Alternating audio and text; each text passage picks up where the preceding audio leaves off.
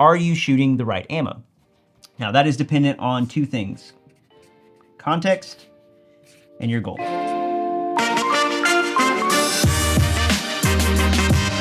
Recently, I had to go to Arizona to go to State 48 Overland to get some work done on the Goon Runner. It was time for a shock rebuild. While I was there, found out True Shot Ammo was just down the street, so I stopped by to chat with those guys, checked out the facility, amazing selection, really nice group of guys there. But while I was there, I came up with the idea of doing an ammo library. Now, I'll explain what this means and why it matters for you towards the end of this video. If you want to skip this part, you can get straight to that. But before we get into the ammo library, I want to talk about choosing ammo and how I choose ammo, the things that I'm looking at, and maybe help some of you who are new to the scope carbine precision rifle game. So we're going to talk about choosing ammo as it relates to gas guns.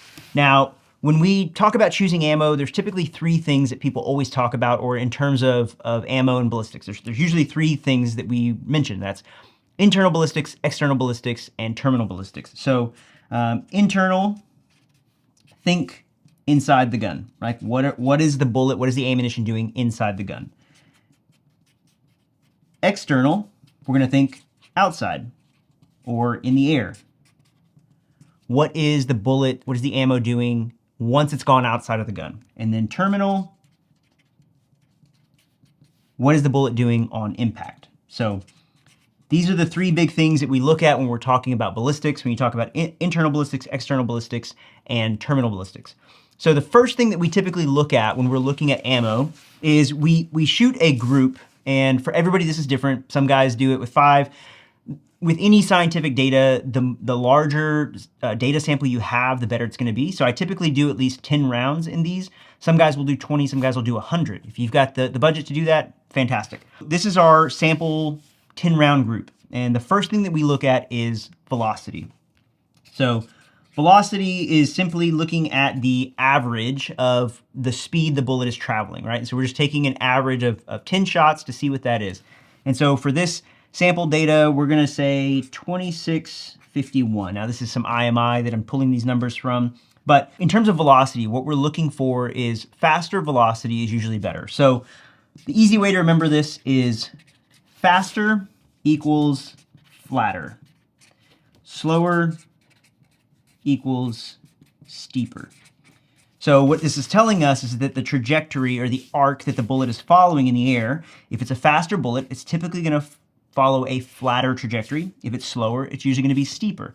And what this means for you as you're choosing a bullet, if you're shooting at the distance, this is the difference in how much you're going to have to hold above the target, right? So a faster bullet may be 2 mils difference. It may be 4 mils, 8 mils difference, depending on how far you're shooting. Now, why this matters for you is that a flatter trajectory is just going to be easier to shoot.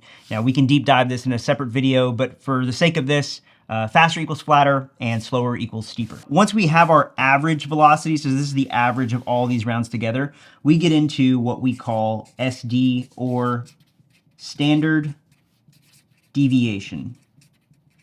Now what standard deviation is it's this little cone right here. It's what you can expect that round to perform. So it's standard deviation from your average. So if your average is 2651 and our SD for this ammo is 18.1, we can expect that outside of that 2651, we're gonna have a standard deviation of 18.1 feet per second.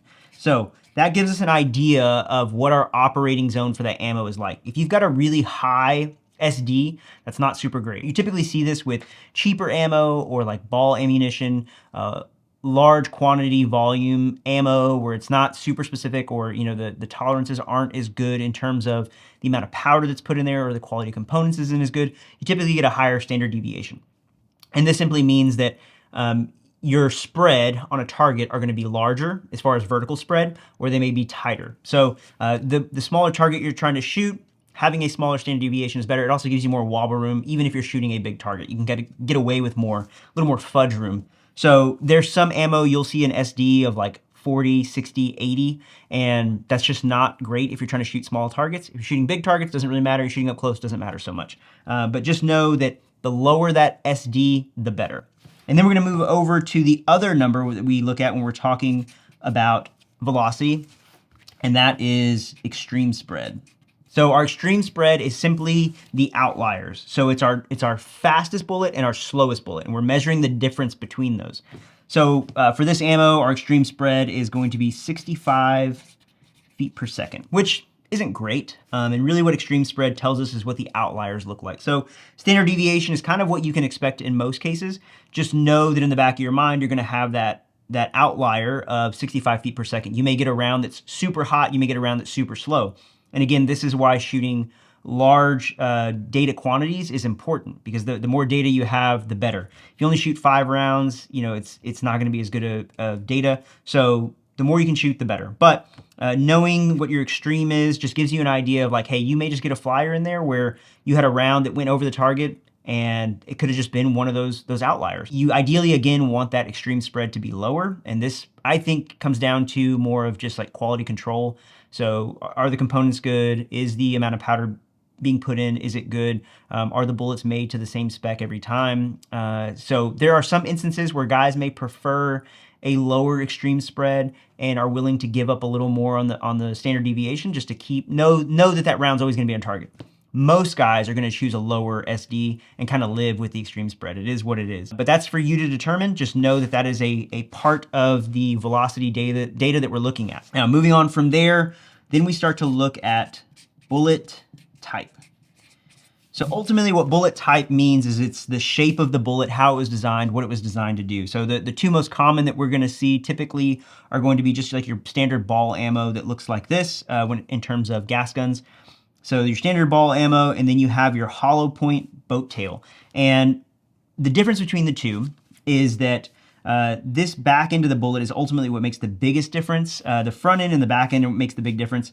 The hollow point is more of not so much terminal ballistics, not what it does on impact, but more so how the bullet is manufactured so that it's more consistent in terms of like Sierra Match Kings. Now we get into ballistic tip ammo, that's different. But for the sake of this, we're just talking about these two types. But ultimately what the back of this does, why we shape these like boat tails, is that when it has this flat back here, we get this turbulence, and this is just for the sake of this demonstration. We get this turbulent air back here. It's just not as efficient. When we get the boat tail, it controls the air better and gives it somewhere to go. So it's a more efficient bullet through the air. And so the bullet type will ultimately affect what we call BC, which is our ballistic coefficient. Think of BC as efficiency. How efficient is the bullet in the air? How slippery is it in the air? Think of these like F1 cars. The more aerodynamically efficient they are, the faster they're going to be. So in terms for us, how this applies is that a higher BC is better. A lower BC is worse. And your bullet type will affect it. So if you have a velocity of 2651 and you have just a standard ball ammo, that's not going to have as high a BC as the hollow point boat tail. And so what this design is going to do is, because it's more efficient through the air, it's ultimately going to lead to a higher BC, meaning that it's going to hold that velocity longer. It's going to do better against holding up against the wind. And so we want a higher BC. So higher is good, lower is bad.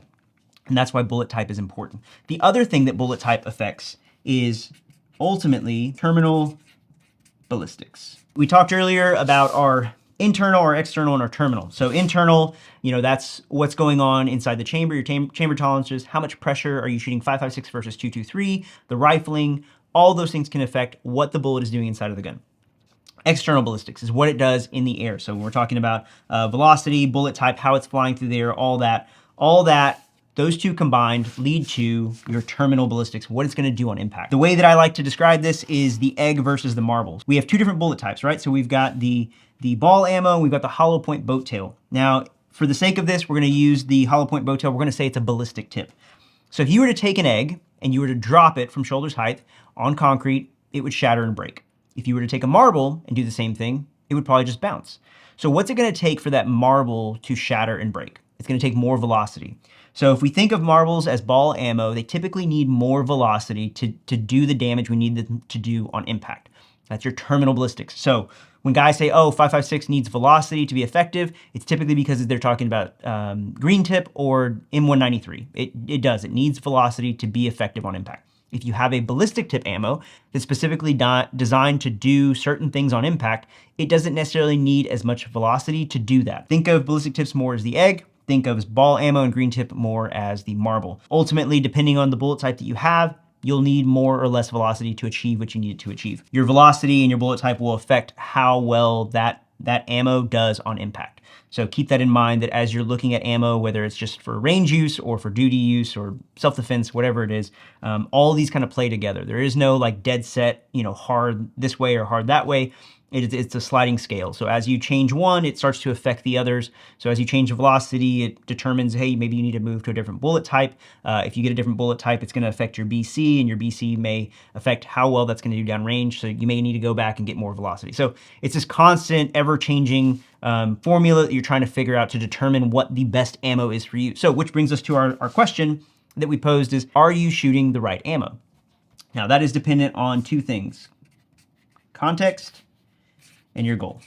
If you're just shooting at 100 yards or 50 yards and in, a lot of this really doesn't matter. You can go find just any bulk ammo and the cost that makes the most sense for you and shoot that. If you're somebody who's shooting out at distance, let's say you're shooting at quantified performance and you want to be able to shoot to 700, 800, 900 yards, and your goal is to be able to shoot one MOA at those distances, then you're going to need something with more velocity. You're going to need a really efficient bullet. And so you're probably gonna end up shooting something like a hollow point boat tail. And because of that, it's probably not gonna have great terminal ballistics, because in order to have good velocity, good BC, and good terminal ballistics, it's gonna be a very expensive round, probably not something you wanna shoot in a match. So it'll probably end up being something like IMI or the Black Hills or any variant of that. Now, if you say, well, I need to be able to shoot one MOA targets out at 800 yards, but I'm hunting, or I'm, law enforcement. Well, again, you're still gonna need the same velocity. You're still gonna need something, a hollow point boat tail, but you need something with a ballistic tip and still have a good BC, but still have good terminal ballistics. So that one's gonna be a much more expensive round. It's gonna be harder to come by, but it's all dependent on context and goal. So it really depends on what you're trying to achieve. So you've gotta be super honest with yourself about what it is you're trying to achieve, what your goals are, and that will help you figure out all this. So getting back to what we talked about at the beginning of this video, the ammo library. So when I was thinking about this and I talked to True Shot and I looked at the variety of ammo they had, I was like, well, you know what? I'm already testing ammo for my own use, for competition, for training, whatever it is. I'm already collecting velocity and SD and extreme spread and accuracy. So what I decided to do is I'm going to create an ammo library. Now, True Shot's going to help with that. On one end, they're going to provide some ammo, some of the other ammo like the IMI or maybe some Frontier or just different brands that they don't carry. I'm still going to test and do videos on those as well. If there's an ammo that you guys don't see or that you guys want to see tested as a part of this, leave it in the comments down below so I can test that. I'll also be doing it for the 6.5 as we do the bolt gun stuff. And then over time, I'll keep adding more and more of these series as I shoot different cartridges and different guns and things like that. So over time, you'll just get this collective library of bullets and how they perform. And so the way that I'm going to perform the test specifically for gas guns, because that's where most of us are at in this journey, is it'll be with a Hodge 16-inch barrel. It'll have the same suppressor, same BCG, same upper. None of that will change. The environmentals here in Texas don't change too much, so it'll all be done here. It'll all be done by me. We'll shoot 10-round groups, and then I already have IMI as a control, and then I can check all these over time. I will give you your velocity, I'll give you your SD, your extreme spread, and show you what it does accuracy-wise. Now, this isn't to say this is exactly how this ammo will perform. The ammo will perform differently in different barrels, in different climates. What it's ultimately set to do is to give you a baseline of how one ammo compares against another out of the same barrel, so that you have consistent readings across the board of velocity, SD, extreme spread, BC, and accuracy. Because every manufacturer is giving you different numbers, but they're coming from different barrels and different environments. The way they're testing them is different. So this makes it a little more consistent, a little more scientific across the board. So it makes it easier for you guys to make an educated decision. And then if the ammo is something that I can find that has a discount code, I will provide that for you. But ultimately, it's up to you guys to use the information to make the choice on what ammo is best for you. Additionally, I know there's a lot of information we talked about in here, and I know there's gonna be guys who are like on the precision side, who've been shooting bolt gun, who've been shooting PRS and NRL Hunter, who are gonna hop in and say, oh, they're gonna have something to chime in. So what I'm gonna tell you is that this is just meant to be a very basic overview of this information. If you wanna deep dive any of it, go check out Applied Ballistics, Kestrel Ballistics. They have a ton of articles. I will leave links down in the description. I'll also try to link their YouTube pages up here so you can go check them out. If you want to see some of the testing for 6.5 and the bullets that Taylor's been doing, go check out his channel. I'll also link his up here. You can go check him out. Hopefully you guys found this helpful. Hopefully you guys stick around to see some of the the testing that we do, and hopefully this helps you choose a better bullet for you. Again, if there is something that you want to see tested, leave it in the comments down below, and I'll try to snag a few boxes of that, get some data for you guys, and we'll compare them side by side. This is going to be one of those tip jar videos because this is taking a lot of work. So I've started leaving the tip jar down in the description. So if you guys want to help keep this content going, rather than doing a Patreon and putting it behind a paywall, just throw $1 in there, $2, whatever you want, if you found it useful. So thank you guys, appreciate you. Make sure to like and subscribe, karate chop that bell so you get notified every time I upload a video, and I will see you guys in the next one.